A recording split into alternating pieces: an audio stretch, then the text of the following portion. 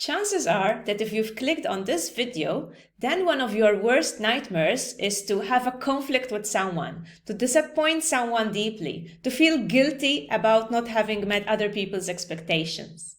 In short, you might be what we call a people pleaser.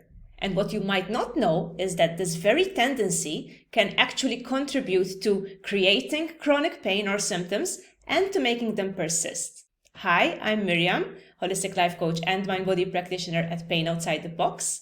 And in this video, I'm going to zoom in on the people-pleasing tendency and how we can work with this tendency in order to help us along on our chronic pain journey, on our journey out of chronic pain or symptoms. So let's get started.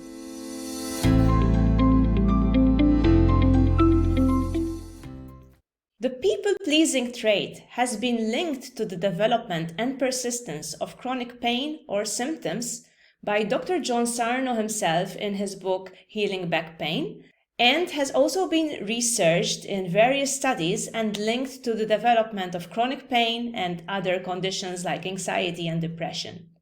The reason behind this is quite obvious when we look at it. When we feel that we might disappoint someone else, when we are unable to say no because we fear that we're going to create a conflict, then the body fires up stress hormones, right? It fires up the fight or flight response. If this response is fired up often enough, if you live in a high pressure environment, if you're constantly under pressure and have a lot of demands to meet, or if you tend to worry and ruminate a lot about disappointing others or having an argument with others, then this response is continuously being fired, which means that your body is in chronic fight or flight, chronic stress, making it more likely to actually develop chronic pain or symptoms. Most chronic pain symptoms we actually develop, like neck pain and back pain and shoulder pain, result from increased tension in the body that we're unconsciously holding on to.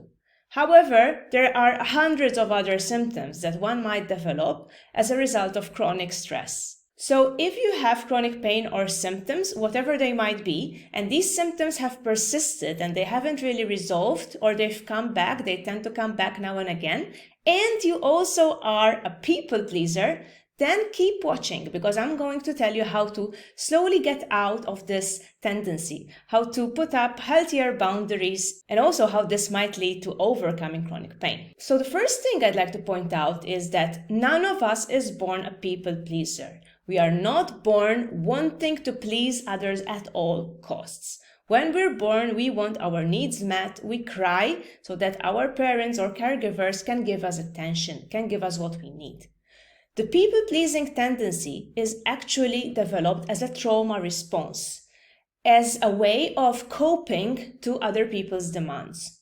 Usually it develops in childhood when we are made to feel as if our emotions or our behaviors are offensive or bad or naughty, right? So it happens where either we speak up or we show emotion and our caregivers tell us that this is the wrong reaction to have or the wrong statement to make. And because of that, we might have created an outburst. Our parents might have been angry. They might have told us that we should be grateful, we should be happy, we should be helpful, whatever should they might have used. And as we internalize this, as we realize that the other people won't like us if we're going to be ourselves, if we're going to say no to their requests, if we're going to assert our opinions, if we notice that that is dangerous, the brain will think that disappointing others is actually a threat. It will fire up the fight or flight response. And because of that, we program ourselves to appease others in order to avoid this conflict, in order to avoid this danger that the brain thinks exists. And it could have been a real danger when we were younger, because if, let's say, we were living with someone who was verbally or physically abusive, then obviously we wanted to avoid upsetting them. We wanted to be good girls and good boys, so we would be on their side and we wouldn't get punished, right?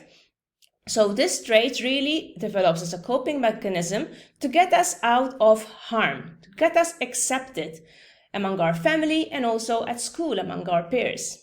The problem with this is that eventually, as we grow older, we forget who we really are. We forget that we're not naturally people pleasers. We forget to make our needs heard or our opinions heard. And as the pressure builds up, as we get into other relationships, we still believe that having a conflict with someone or disagreeing with someone is the worst thing that can happen. So what we do is we try to avoid this at all costs. We try to appease the other person. This behavior in trauma work is also called fawning, by the way, to fawn, to constantly appease others and neglect your own needs. And so as years go by, we might actually even forget who we really are. What do we really want? We lose sight even of our own values, of our own priorities, because we've neglected them for so long, right? So it can also lead to low self-worth, low self-esteem, because we don't really have maybe a good sense of direction. Or it could really lead to simply not being able to make a decision because we're always looking up to other people for their opinions. We're always being led by other people's standards, because if maybe we make the choice, maybe the other people won't like our decision. Maybe they'll say nasty stuff about us. Maybe they'll disapprove, and then we will again feel like the black sheep in the family, like we don't fit in. So a person can get by being a people pleaser when things are relatively calm, right? It's part of his personality, and most people don't think much about it. They just say yes automatically, even when they want to say no. The problems usually start when we're in a highly high pressure situation or a distressing situation, when there's a constant risk of a conflict. Let's say maybe in marriage, maybe you have kids and there are all sorts of things cropping up and all sorts of pressures. Or you go into a highly demanding job, and you have a manager that's really strict or critical. This is usually when chronic symptoms start, when the brain realizes that there's a real threat here. Like, unless we please the other person, unless we meet all demands, then we're going to be in danger. And to make things worse, when we actually try to be autonomous or authentic or voice our opinions, we do it with so much guilt then that it makes it even worse on the system, right? Or we do it with so much insecurity that the other person will pick up on this hesitation and will either feel upset because the other person might not be used to you stating your demands or putting up boundaries. So the other person might be upset, creating even more distress inside of you, even more conflict. Or the other person might try to convince you that you should actually say yes to the demand. So this could even look like getting an invitation to an event that you really don't feel like going to. And as usual, the first inclination is to answer yes. But if you really take a second and tune in to how you're feeling, usually you will notice that kind of dread over here in the chest, that kind of feeling of like, oh, actually, I really don't want to go, but I have to, and so on and so forth. So if you notice this, then you realize that there's a conflict between the part of you that wants to protect you, that wants to be a people pleaser, and the part of you that really wants to have its needs met. The part of you that wants you to listen to what you really want and need. And this conflict, if it's ongoing, if you constantly end up facing a similar situation, then it can get too much, right? And it can start to fire up symptoms, and you might start having flare-ups, wondering why you're having these flare-ups, unless you actually make a link between these flare-ups and the pressure and the demands that you're putting on yourself. So how do you get out of being a people pleaser if you display these traits and if you realize that they're actually not good for your well-being? Well, to help you a little bit, I'm going to ask you to think of a person you know, ideally a person you like, who is comfortably able to say no, who, when asked to do something or to go somewhere where she doesn't, it's not her priority to do or go to, she is able to just say no and that's it, without giving too many explanations, without actually initiating an argument or bracing for a conflict. Usually these people have very firm boundaries, and they're able to peacefully deny certain requests or voice their opinion because they know that these are valid. They know that they have to honor themselves and their boundaries. On the other hand, when people pleasers try to say no, usually they say this with hesitation, or they think a lot about it, or they worry a lot in advance about what they're gonna say and the kind of conflict they might create, and so on and so forth. So I'd just like you to kind of notice the difference between this person you might know who would just say no and that's it without creating any sort of drama, and you thinking about saying no and creating all this havoc inside. This is the attitude that you have to aim for. The attitude, the response of this person that you just thought about. It does not have to be a confrontation. It starts by simply taking a step back when you're under pressure or when someone makes a demand of you, and really listening to yourself first. Listening to that inner voice, checking in with it. Do you really want to do this? Or are you being forced to do this? Is this really your expectation that you want to meet? Or is this some other person's standard and expectation that really is not in alignment with what you really value? Is this friend who's making this huge demand of you, really aligned with you? Or are you being this person's friend just because you're afraid that you're going to be friendless instead, right? Actually, when we drop these people-pleasing tendencies, we will be more likely to align ourselves to people and situations who are a better fit for us, who share our values, right? So even if you end up having a conflict or if you end up losing a friend in the process of getting out of people-pleasing, this can actually be a good thing. First, it's a sign of self-respect to that inner self that you've been neglecting for so long. And second, it will get you in the direction of having alternate friends, right, or partners who are more in alignment with your values, who would honor your requests or consider your opinions. Because all too often, people pleasers get into situations when they have friends or even family who take advantage of this trait.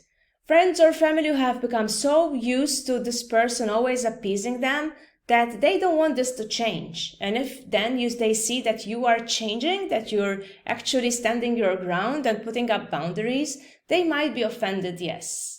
They might be upset, yes. This is something that you have to be prepared for, and something that bit by bit you need to teach your brain is not as dangerous or as threatening as you think. And to get out of this people-pleasing tendency, I'd like you to start out with very simple stuff, right? Don't go straight for the huge repressed conflict or issue that you might want to bring up with someone. Just first start with validating your own emotions first on your own. You don't need to tell the other persons exactly how you're feeling or how much rage or conflict you're feeling. So it starts by first validating your own needs, your own wishes, and then taking a decision that is in alignment with meeting those needs and wishes. So that decision could be just a simple, refusal to attend a weekly event that you've been attending just because your friend wants you to hang out with her at that event. So it could be really small stuff, right? Just saying no to small things first and standing your ground, saying it comfortably without needing to justify your answer sometimes as well. Or if you feel like justifying it, just stick to a very short sentence and explanation, right? This thing takes practice, guys. I am a people pleaser. I still work at it constantly. I still have to sometimes take a step back and check in with whether I'm doing something for the sake of appeasing someone else or because I really would want to. Right? And this doesn't mean that we should never get out of our way to help someone or to support someone. There is actually a difference between helping someone from a sense of openness and forcing ourselves to help someone just because we don't want to face a conflict, right? The latter will feel forced, it will feel uncomfortable in the body, it will create a lot of pressure, and it will end up building up resentment within you towards this person. So it's not even kind either, right? What's kind is to actually offer support because you really want to, because you feel comfortable. So don't think that just because you're going to drop certain people-pleasing tendencies, that you're not going to be a kind person anymore. This is totally different. Actually, you might find that as you put up boundaries, you will be in a better position and space and in a better mood to actually help others. So you might ask, how does letting go of people-pleasing lead to healing from chronic pain? And actually, as you start teaching your brain that it's not such a big deal to say no, it's not such a big deal to listen to yourself, once you realize that you're actually respecting yourself and your body gets the message that you're finally honoring yourself, then the tension in the body starts to release bit by bit. So it's a huge component of the healing journey. A lot of people that I coach actually find that it has been crucial to their recovery. There are other aspects, of course, to consider, which I don't have time to address in this video, but which also have to do with your relationship to the symptoms themselves, with your responses, with the fear-based messages you're getting, and so on and so forth. And if you want to address all of these aspects as part of a process, I recommend my online pain-free breakthrough program, and I'll put the link to this program in the description. However, starting from being aware of these people-pleasing tendencies, starting to address them bit by bit and to honor your boundaries bit by bit will be a huge step in your healing process. So if you identify yourself as an appeaser, as a people pleaser, write down all the ways in which you're not listening to yourself. Write down all the things that you'd rather do. Bit by bit, you start discovering other wishes, other inclinations that you might have kept repressed all these years because you have been afraid of what other people will think. That is huge, and actually stepping out of that comfort zone bit by bit to become your authentic self will send the best message of safety to your body. Your body will relax as a result because it will no longer be living under the constant pressure, the constant demands and expectations that other people have set for you. I hope that I've given you something to really think and reflect about. And with that said, I wish you all a wonderful week ahead, and I'll see you again next time. Bye-bye.